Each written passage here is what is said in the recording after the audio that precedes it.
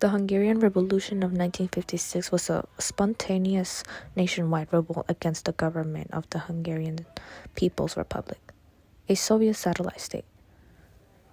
It began on October 23, 1956, with student demonstrations in Budapest protesting Soviet domination, censorship, and the oppressive policies of the communist regime. These protests quickly escalated into a full-blown armed uprising against the authorities. The initial demonstrations were peaceful, focusing on demands for greater freedom of speech, press, and assembly, as well as the withdrawal of Soviet troops. They were fueled by widespread discontent with the country's economic hardship and the lack of political freedom. The government's brutal response to the peaceful process were using force to suppress the demonstrations.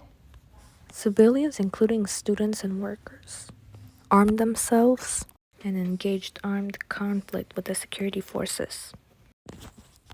A new revolutionary government was formed, led by Imre Nagy, a former communist official who had initially tried to negotiate with the Soviet Union.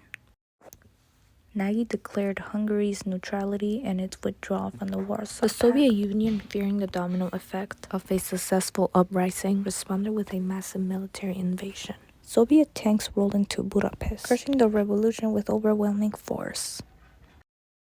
The Soviet intervention was brutal, resulting in widespread death and destruction. The revolution was quickly suppressed, and Imre Nagy was arrested and later executed. Thousands of Hungarians were killed, imprisoned, or fled the country. The revolution, though ultimately unsuccessful, became a symbol of resistance against Soviet oppression and inspired similar movements in other Eastern European countries. It also significantly contributed to the growing tensions of the Cold War. The Prague Spring of 1968 unfolds as a story of attempted liberalization, hope, and ultimately tragic suppression within the context of Cold War Czechoslovakia, acting as a significant flashpoint in the ideological struggle between the Soviet Union and the West. Cold War's inherent tension between the communist bloc and the Western democracies created a climate of suspicion and mistrust. Eastern European countries like Czechoslovakia were firmly within the Soviet sphere of influence, subject to its political, economic control. Czechoslovakia experienced internal pressures for reform. The rigid Stalinist system, with its strict censorship and limitations on individual freedom, was increasingly unpopular. Economic stagnation further fueled discontent. This internal pressure was a direct consequence of the Cold War. Conformed to Soviet ideology stifled natural societal development.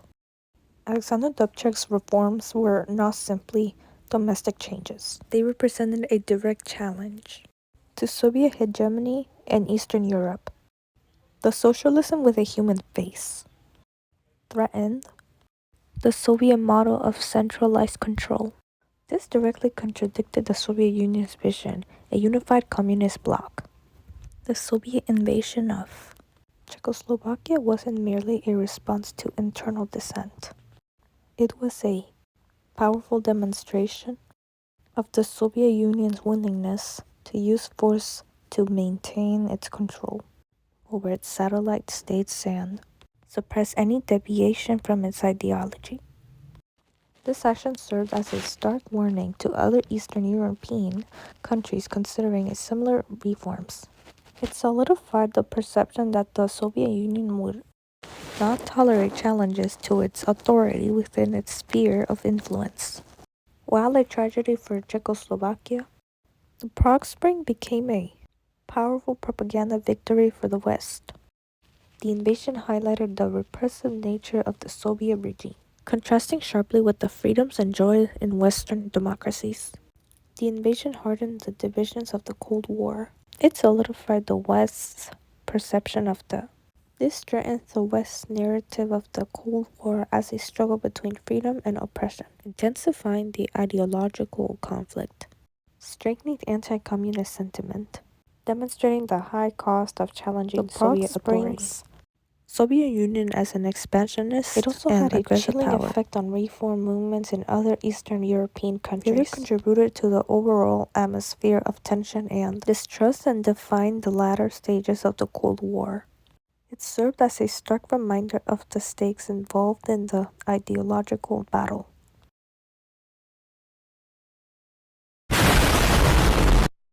Berlin's role in the Cold War is a complex and multifaceted. Playing a pivotal role throughout the conflict is one division, confrontation, espionage, and the triumph serving as a powerful microcosm of the larger Cold War conflict.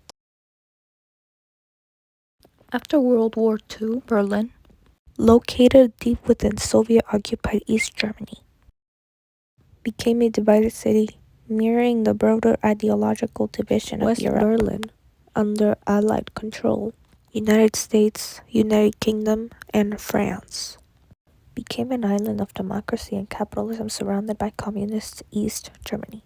This division symbolized the Cold War itself.